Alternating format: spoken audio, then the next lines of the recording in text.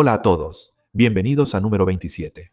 Soy Jack y hoy estoy aquí con este absolutamente fantástico Lotus Spritz 1, un auto que, curiosamente, en algunos círculos tiene la reputación de ser más lento que una camioneta.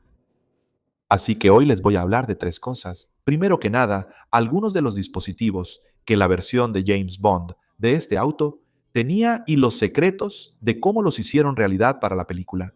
En segundo lugar, lo voy a manejar y luego vamos a descubrir si realmente era un auto digno de 007 o si en realidad era más lento que una camioneta.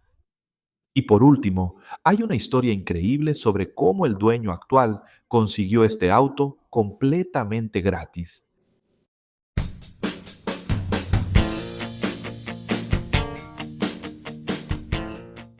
Así que durante la persecución vemos uno de los primeros gadgets en el Esprit de Bond. Esta placa de matrícula se voltea y revela cuatro tubos. Dos de esos tubos se usan con un efecto devastador en un Lotus Cortina que lo persigue, el cual es rociado con concreto. Se les llena el parabrisas, no pueden ver nada y el auto se sale del camino y choca contra la pequeña cabaña de un pobre granjero. Ahora, uno de los detalles de cómo lo lograron fue que realmente rociaron cosas por la parte trasera del auto. Pero no era concreto, era avena gris. Los otros dos tubos se usaron más adelante cuando el auto se convierte en submarino para crear una especie de mancha de aceite tipo pulpo para las personas que lo seguían. Una de las siguientes armas devastadoras que vemos es cuando el auto ya se ha convertido en submarino, se lanza desde el pontón, entra al agua y en ese momento estaba siendo perseguido por un helicóptero. Ese helicóptero es derribado. Bond tiene un misil superficie-aire. Él lo alinea dentro del auto, dispara. El misil sale por el techo, sube por el agua y destruye el helicóptero.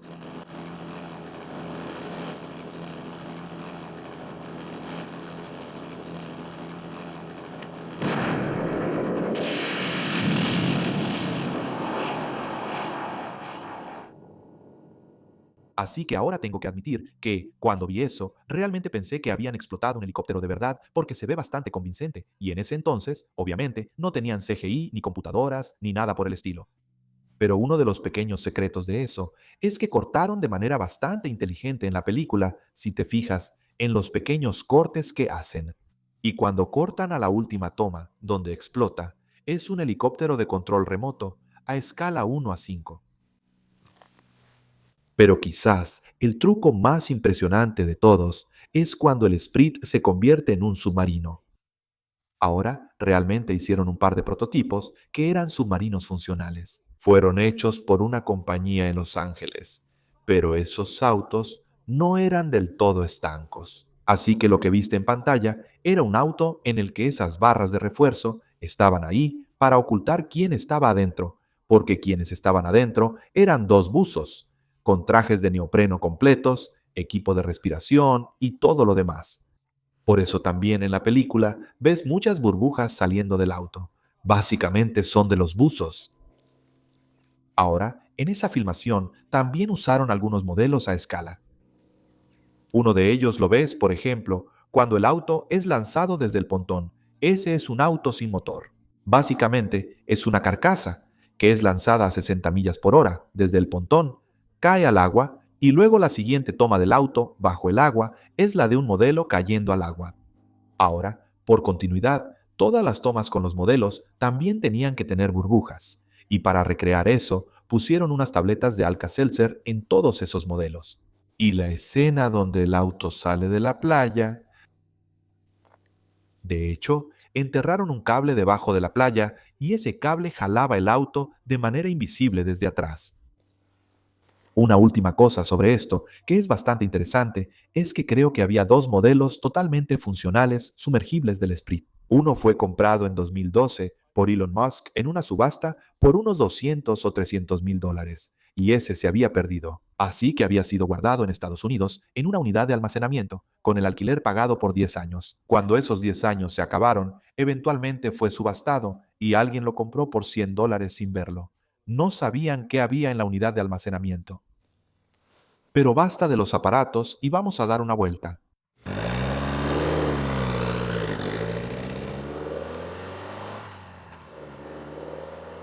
Así que el Esprit se lanzó en 1976 y curiosamente fue un reemplazo para el Lotus Europa, un auto bastante diferente. Puedes ver que viene de una era completamente distinta.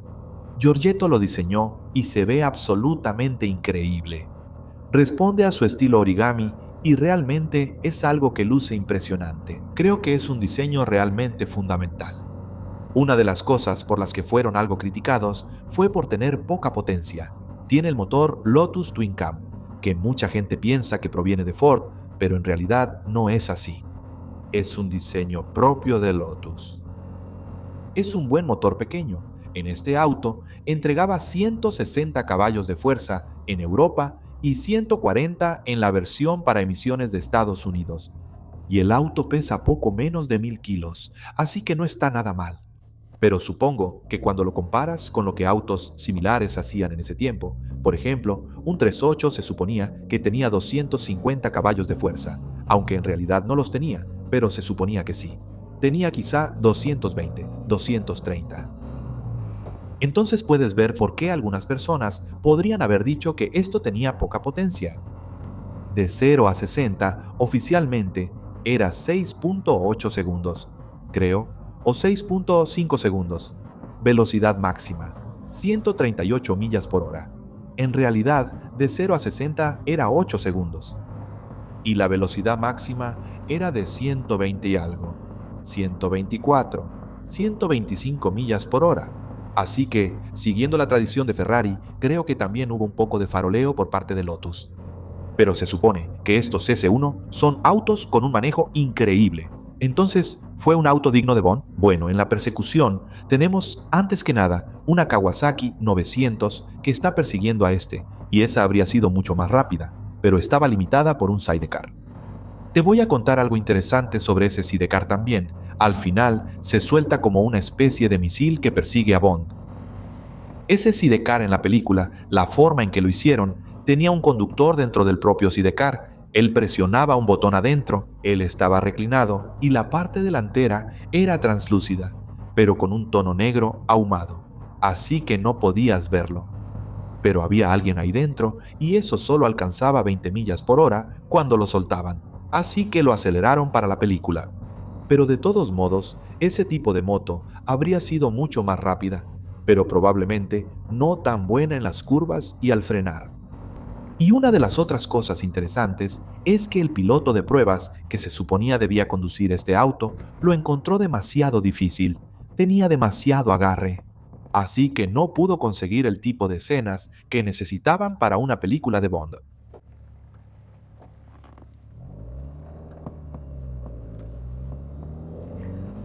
Así que los derrapes, todo ese tipo de cosas.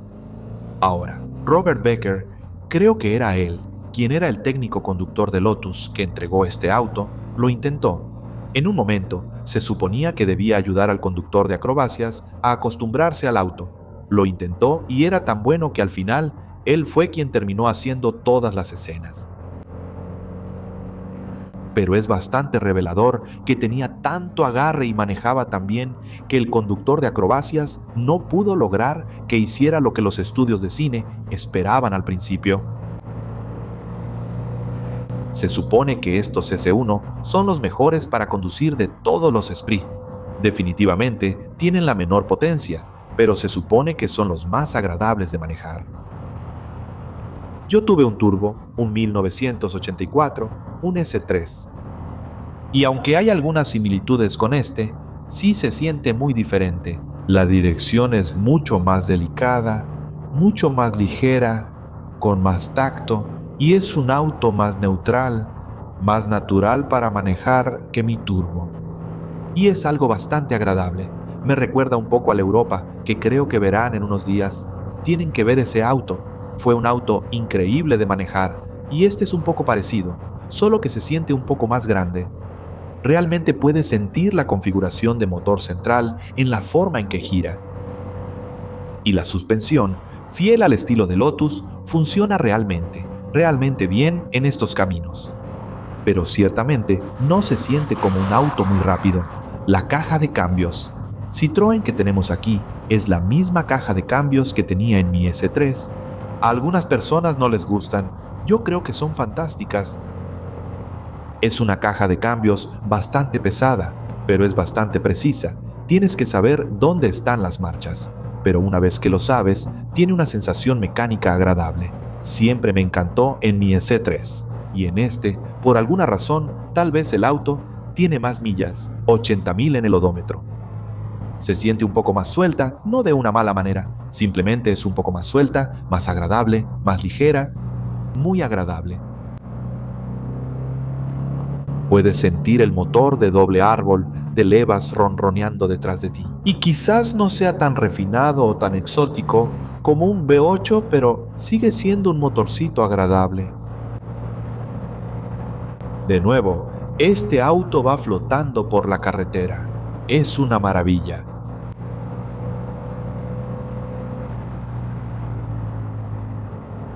Los frenos están bien. Hay un poco de recorrido en la palanca, pero sí te detienen.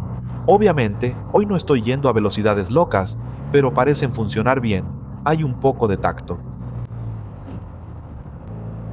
Ahora, David, el dueño que amablemente me trajo esto hoy, no quería que lo revolucionara hasta el tope. O sea, él no tenía problema, pero me insinuó que no le gusta revolucionarlo demasiado y esas cosas. Y pues es el auto de otra persona. Así que hoy no voy a hacer una de mis aceleraciones habituales donde llego hasta la línea roja con esto.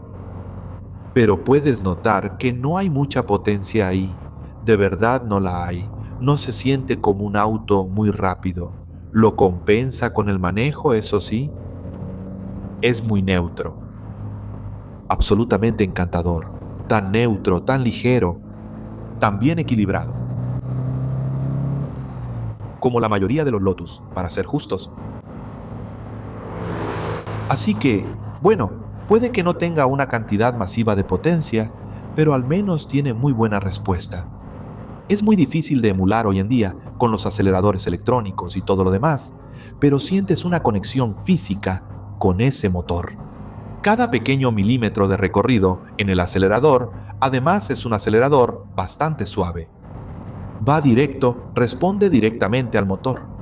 Tiene carburadores gemelos, DeLorean, y, ya sabes, responde muy bien.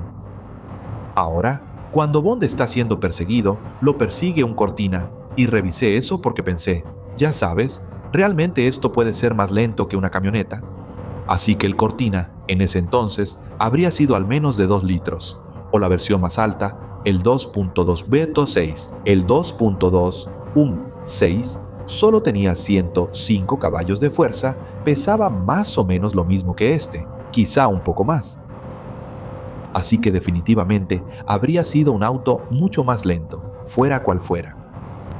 Así que creo que ese mito de que esto era más lento que una camioneta, bueno, es cierto. Si llegas quizá a mediados de los 90 o algo así, una buena Transit probablemente sería un poco más rápida que esto, francamente, saliendo de las glorietas. Pero ciertamente no se manejaría así. ¿Entonces merecía ser un auto Bond?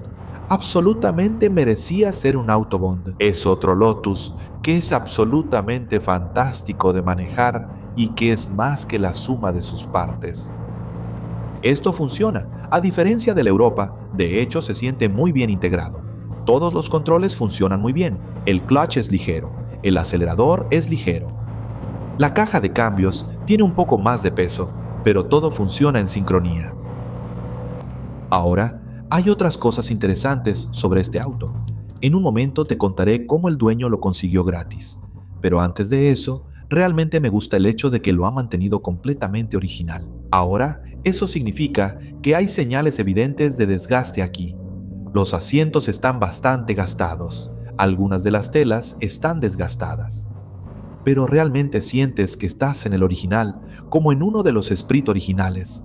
El auto de Bond tenía un interior diferente. Tenía ese interior de tartán que a algunas personas les encanta. A mí sí, a otros no. El dueño actual prefiere este, pero incluso esto es tan setentero. Es absolutamente fantástico. Pero de todos modos, David, quien me lo trajo, me contó una historia que simplemente no podía creer. Compró esto cuando tenía 25 años, creo, de segunda mano. Lo mantuvo durante bastante tiempo. Tenía algunos pequeños problemas aquí y allá, así que tuvo que mejorar el sistema de enfriamiento, por ejemplo, que fue algo que Roger Moore mencionó durante la filmación en Cerdeña. los autos se sobrecalentaban constantemente, así que le agregó un ventilador extra que puede encender y apagar. Pero bueno, en el 98 decidió venderlo, y un caballero de Irlanda lo compró y se lo llevó. Y él, ya sabes, había tenido el auto por mucho tiempo, pero obviamente decidió que lo iba a vender. Pensó que ahí terminaría su historia con ese auto. En 2004, el tipo que lo compró murió, falleció. Y David recibió una llamada diciéndole que le había dejado el auto en su testamento. ¿No es increíble? Así que se lo compró. Él conocía la historia que tenía con este auto. Y cuando murió, lo dejó. Y David lo recuperó y lo ha tenido desde entonces. Así que lo consiguió gratis. Pero me encanta que alguien haga algo así y simplemente diga, ¿sabes qué? Compré ese auto de este señor y fue tan amable y lo tuvo por tanto tiempo que voy a dejarlo para él en mi testamento. Realmente espero que hayas disfrutado este pequeño video de hoy. Definitivamente es digno de ser un auto de Bond. Tal vez no el más rápido. Muchas gracias a todos por ver. Si tienes un auto interesante que quieras que reseñe con una historia interesante, por favor házmelo saber. Instagram es la mejor manera. Y realmente espero verlos a todos de nuevo muy pronto.